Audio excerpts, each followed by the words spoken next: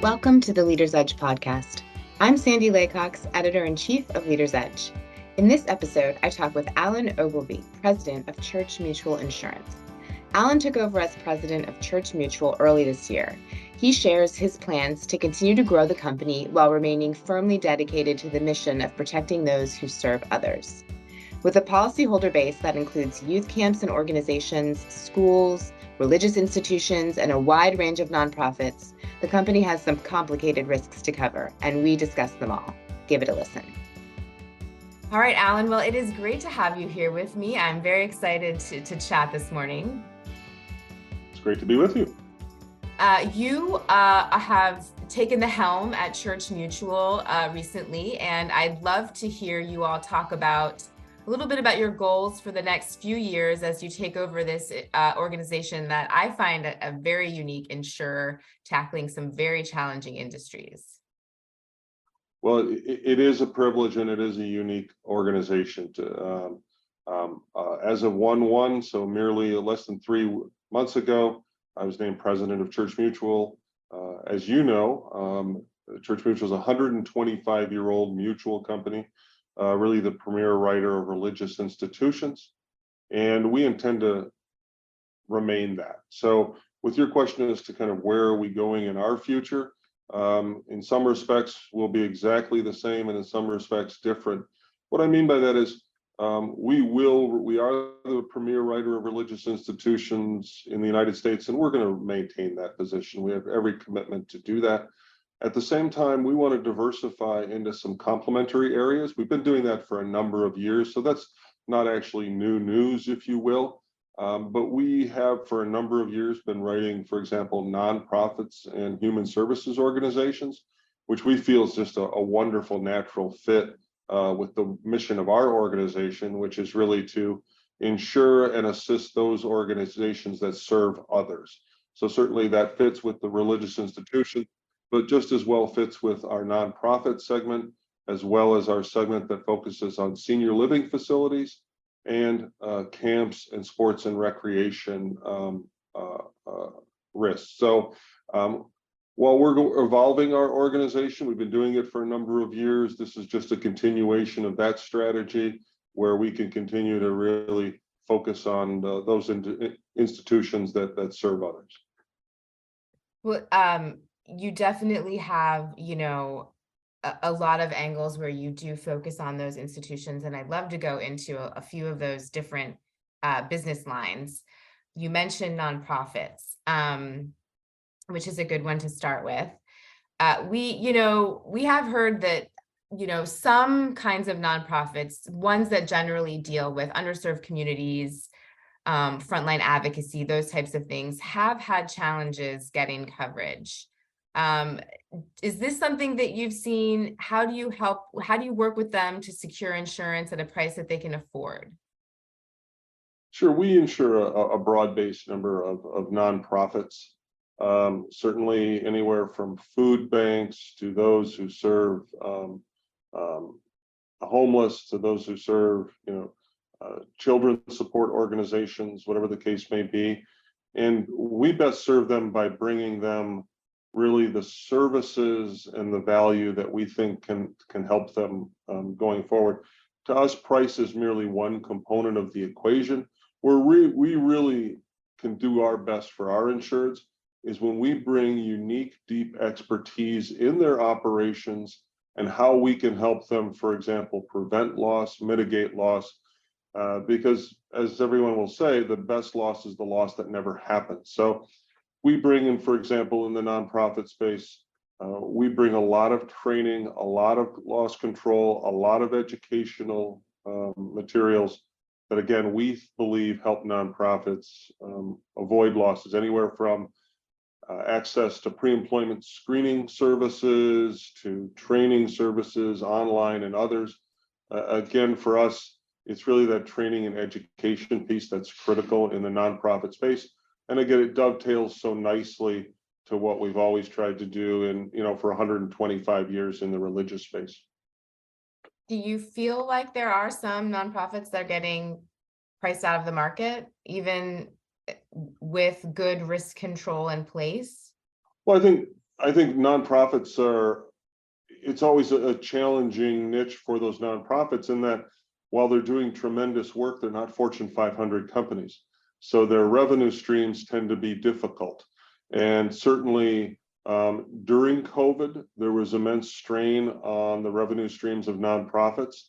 And even as we now come out to a degree of out of COVID, some of the government programs that were put in place during COVID and providing revenue to certain nonprofits are kind of being drawn down a little bit as we come out of that public emergency situation. So yeah, no, certainly nonprofits have always had challenges in the revenue side. COVID made it even worse.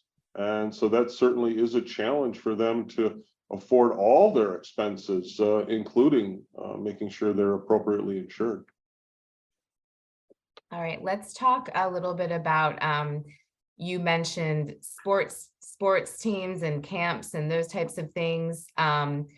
We've done some work in the past where we looked into insurance changes in premium pricing due to, you know, the sexual abuse claims that have happened that have been more sort of in the public eye over the past few years. And we found that insurers were really tightening terms and underwriting for sort of across the board for schools and camps because of these long claims that were happening from this topic. Do you have any thoughts on that, or has it been, have you had to do any stricter underwriting or work differently with clients in that respect because of that?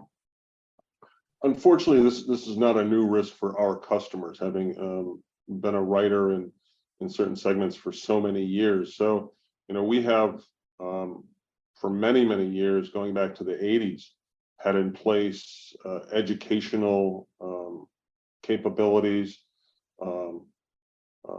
claim capabilities that can help in those unfortunate situations when they happen. Again, the most important thing we'd all agree is to prevent those sorts of situations from occurring. And again, that gets back to training and education. You know, are you vetting employees appropriately? Are you vetting volunteers appropriately? Are you taking all the loss control steps that are important? So there's the loss control aspect of it. And then, of course, if there is an allegation or unfortunate situation, do you handle those situations with the right empathy and the right sympathy for all involved to make sure that everyone's treated fairly and appropriately? And again, unfortunately, you know, that's not a new risk for our customers. We have not seen anything requiring us to meaningfully change, for example, our underwriting perspective on that. That's always been a lens we've needed to evaluate as part of underwriting, but nothing really materially different for us from what we've needed to do in the past. Do you think, have you seen other insurers pulling out of those markets as they've seen sort of these high losses and these big claims? You know, I haven't necessarily seen a lot of withdrawal from the market. Certainly you will see an ebb and flow as to how aggressive certain participants might be in the market, whether in their terms, their pricing, their underwriting appetite, their interest in certain classes of business. So certainly an ebbing and flowing across the market that we have seen. Okay. Another area that you all insure is schools, which is one topic that is just, I always think about from schools is how can we protect them from mass shootings? It seems like something that the insurance industry could do something about. Obviously, talking politics is useless on this. So from a risk management, you know, perspective, like what are you thinking about this? Do you work with your clients? Are you involving brokers in helping work with clients on this topic? Well, you know, again, this is something not new to our organization. You know, we've insured schools through our various entities for now on over 50 years. So certainly, have we seen changes over that time? Obviously, incredibly sad changes to what has happened with certain violent acts at schools. But we've been in this space a long time.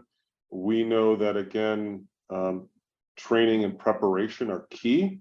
They're not perfect, but they are critical to preparing a school. So we really work very closely with schools and their leadership to make sure they're putting in place emergency action plans, that they know how to respond in the event of a violent incident. And then that includes working with, making sure the school's working with local government officials, local police, so that they're all working together in establishing the best plan possible, preparing the school from a standpoint of how can it be best prepared physically in the event that an unfortunate event happens. So again, it's all about preparedness. It can never be perfect, but making sure all the constituents that are necessary for the preparation of a plan like that are all involved in the development of that plan, and partnering with local law enforcement is critical in that regard. Is there anything that you all are doing or talking about that is more preemptive, sort of before an event happens? Sure. Again, it's putting in place preparation programs, whether that's run, hide, and fight, some of the Homeland Security response materials. Again, making sure teachers and staff are trained in how to respond. Are there certain things that should be done to the physical facility to harden the perimeter, if you will?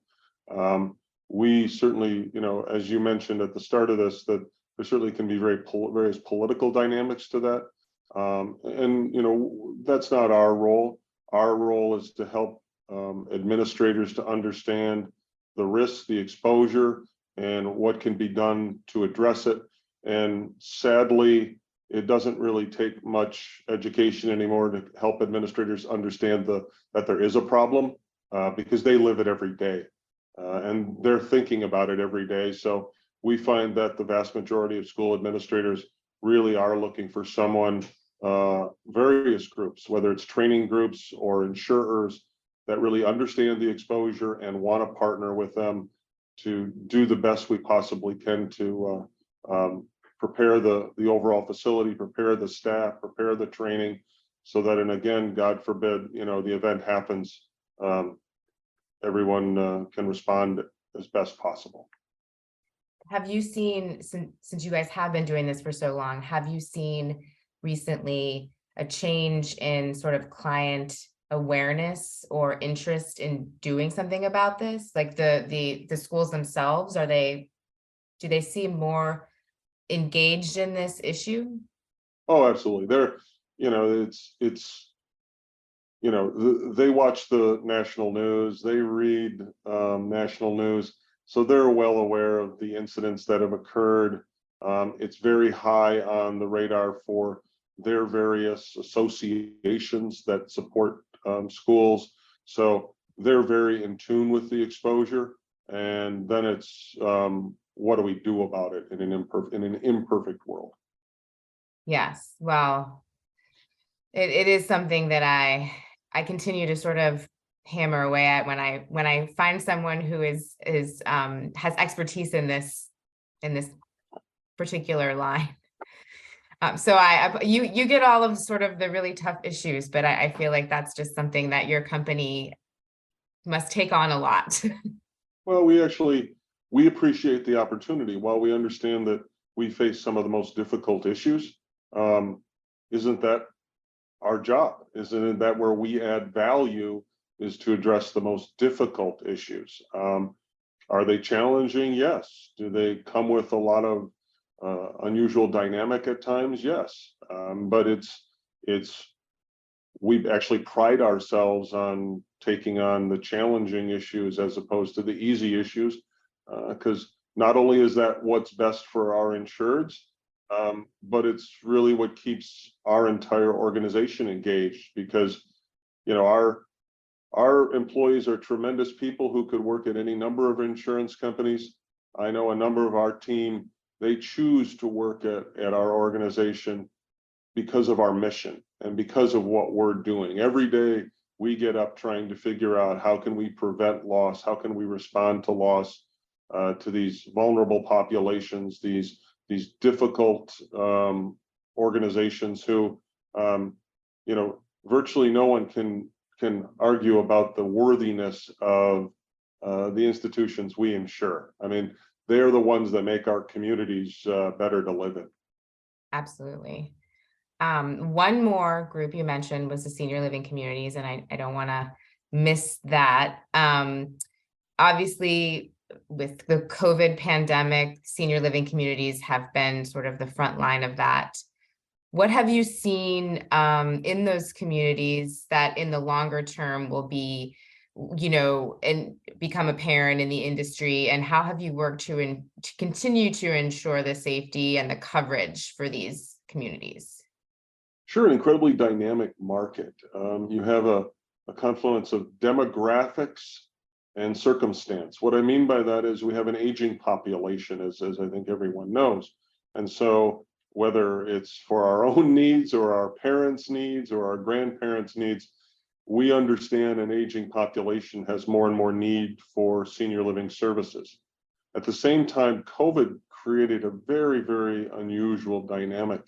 We're even seeing, for example, for certain individuals, they're more interested in trying to remain in their homes, to kind of age in place, if you will.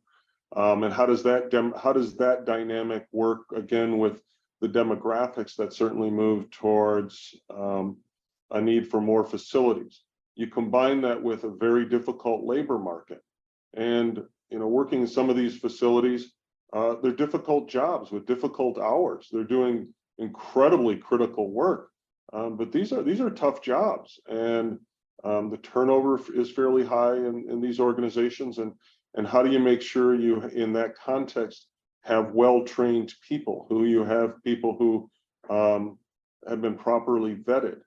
And so for us in that dynamic, it's really doing a lot of what we've always done in that space, but trying to do it even more robustly and better. What I mean by that is certainly, again, training and education is critical. Are you properly screening employees so that you know who's providing the care? That's critical. Do you have the proper monitoring? Again, these are 24/7 facilities, so you have the proper monitoring in place to make sure you understand what's happening at your facility. When you add also, we believe innovation and technology can do a lot in all of our business segments to help us really provide more value to our insureds. So for example, we have certain capabilities where, if agreed to by the individual at the facility and the facility itself, obviously, we have certain technology capabilities that can kind of help monitor if someone has fallen, to give a notice to the facility that, again, there was something noticed, combined with an AI software to determine that maybe someone has fallen and that you should go down and check that particular room to make sure everything's okay. So technology has been important, whether it's historically, there have been so many tragic cases where patients, maybe dementia, people with dementia, might walk off from a facility in the old days, but now there's again the ability to kind of create tracking tools that give you a better sense whether someone is attempting to leave the facility when they shouldn't be.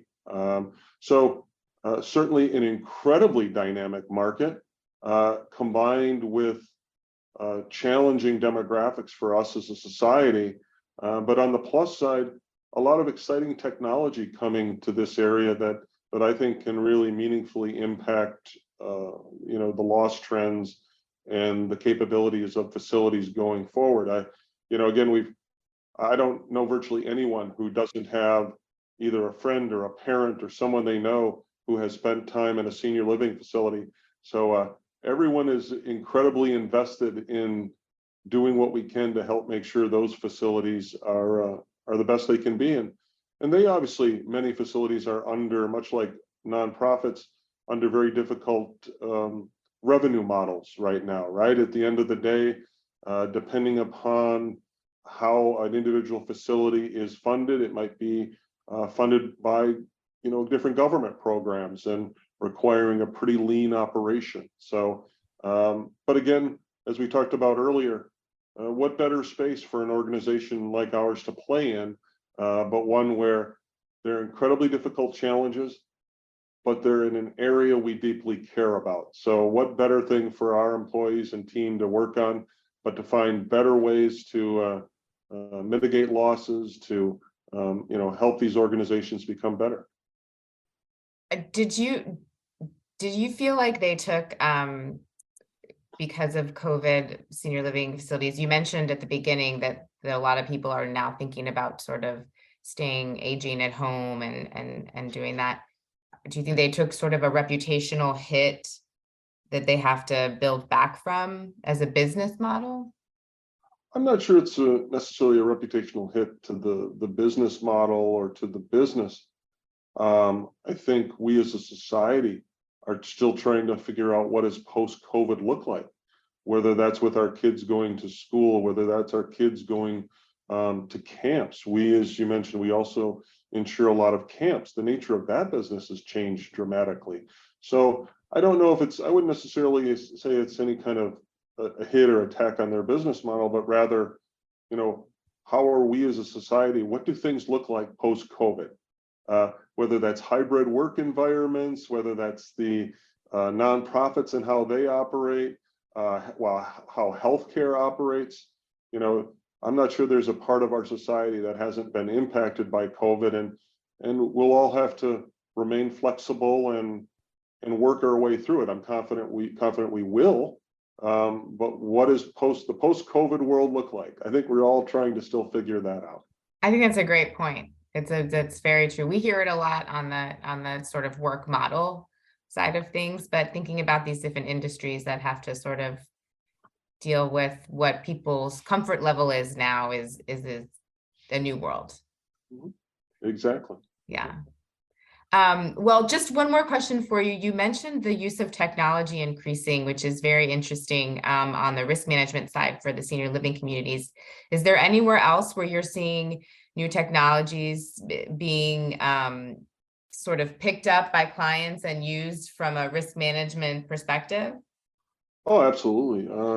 For a while now, we've been using very effectively temperature and water sensors. So if imagine a little sensor put on a pipe that can indicate whether the water movement is higher than it should be, for example, or whether a temperature has reduced below what it should have been at. If you think of the polar vortex that occurred at the end of 22 and the magnitude of that covered not quite 50 states, but well over 40 states were impacted by that polar vortex. And for those of our insureds that had certain sensors, that was incredibly important for them to be able to get a notice that maybe the temperature had dropped in their facility. And again, in a lot of what we insure, take for example, religious institutions, they're not always occupied every day. So to have sensors that are able to monitor things when people are not there are critical. We also have deployed in certain wildfire states, in essence, private fire trucks, if you will, that we can identify where wildfires are at any given moment, and we can deploy these fire trucks to our insureds to maybe they'll help clear brush, for example, or harden the perimeter if necessary. And in certain circumstances, we're even able to spray a fire retardant foam on the facility to help prevent it from wildfire. And we've had tremendous results from that. Recently, we've introduced what we call Pull for Police. It's a very basic mechanism, but it's a little tab that you could put, for example, anywhere that in a difficult situation, all you have to do is pull the tab and the direct call goes to the right, to the police, for example, for them to respond to a situation. So literally, it's not even trying to get to a phone or dial 911. You pull this tab and they will be on their way shortly. So, and as I mentioned in the senior living space, using AI to identify whether, certain events have happened. So I think we're looking at, while we sometimes focus so much on the challenges of our industry, and they are real. But at the same time, we are headed into an incredibly interesting phase of the insurance industry's history as we deploy technology in these various spaces. And I think it's going to have an incredible impact in a positive way for so many insureds. It's great to see some of that innovation in action, making change in people's lives or businesses. Well, Alan, thank you so much. It was great to chat with you this morning. I really enjoyed this conversation. It was great to hear all about the different industries that you all are working with and helping sort of just get along and improving our society. Well, appreciate the opportunity, and always a pleasure to talk with your group. That was Church Mutual President Alan Ogilvie. I hope you enjoyed our conversation. For more conversations with industry executives, go to leadersedge.com or subscribe at SoundCloud, Spotify, or Apple Podcasts.